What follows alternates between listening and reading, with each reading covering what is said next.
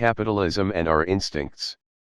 Capitalism, the bittersweet smell of the interior of a brand new Porsche.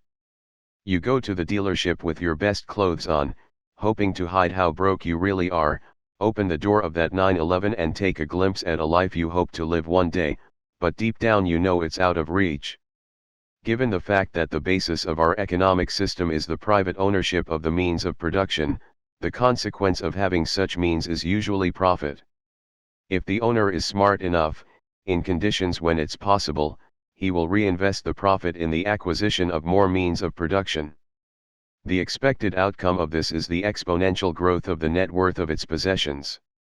This phenomenon should be counterbalanced by some force, being it taxes, antitrust laws, supply and demand, or, in an utopic anarcho-capitalist world, charity. Our desire for wealth, as well as the vast majority of our religiously reprehensive feelings and behaviors, has an evolutionary advantage. Accumulating calories, food, tools, and all kinds of valuable stuff some 1,000 years ago could mean the difference between life and death. Of course, some of these innate behaviors don't translate well into the modern world. For example, the wide availability of calorie-rich food combined with our calorie-accumulating instinct leads to a global pandemic of obesity and the fact that circulatory diseases are killing more people than any other thing. Of course, being money the modern representation of liquid value, it's our instinct to desire it. The problem is, this value-accumulating instinct is also present in very clever people who are capable using our other innate desires in service of their profit. An obvious example would be our desire for high-calorie food being masterfully explored by fast food companies. Our natural desire for reproduction, for another example, comes with a peculiarity. We tend to seek an individual that shows characteristics that would lead to more prone to survival offspring. This translates into attractiveness. Associating this with culture results in a beauty pattern that is widely explored by marketing experts.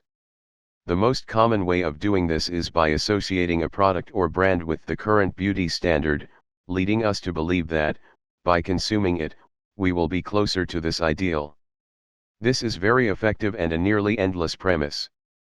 Just remember the feeling of insecurity that you thought would vanish by buying some product and slowly came back once you got used to owning it. Another consequence of being human is the social nature of our species. The organization of a group of individuals in a society led us to the dominance of the biology game.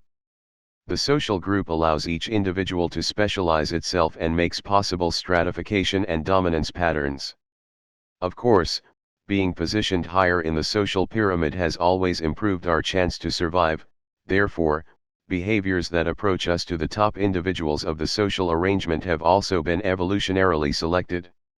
The way companies take advantage of this is by linking their products with celebrities, social status, and everything else that leads us to believe we are closer to the top of the pyramid.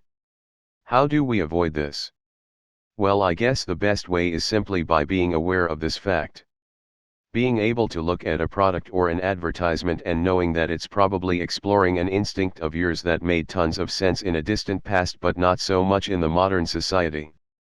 The consequence of a healthy balance between money accumulation, consumption, and a little bit of financial education should lead us to a much more comfortable financial situation, a less crowded of crap planet and happier individuals. Of course, capitalism has many more serious side effects, such as extreme poverty, but it's a matter for other future illiterate thought. Hope you were able to somehow enjoy this absurd amount drunk talk and maybe even learn something. Bye. Hit the like button.